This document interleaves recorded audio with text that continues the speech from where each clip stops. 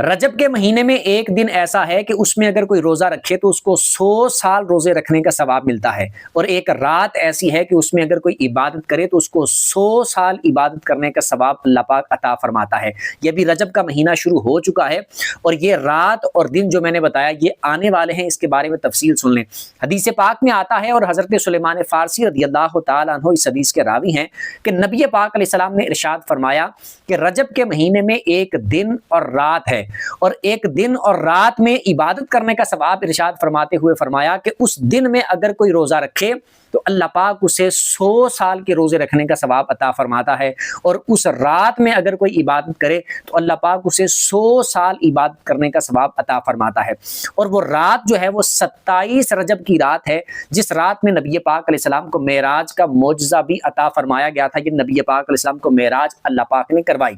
और 27 रजब की जो रात होगी, शब मेराज जिसको बोलते हैं, उस रात में अगर कोई इबादत करे तो उसको यह फजीलत हासिल होगी कि 100 साल इबादत करने का सवाब मिलेगा। और 27 रजब से जो अगला दिन होगा उस दिन में रोजा रखे तो उसको 100 साल रोजा रखने का सवाब मिलेगा। खुद भी अमल करें और दूसरों के साथ शेयर भी करें।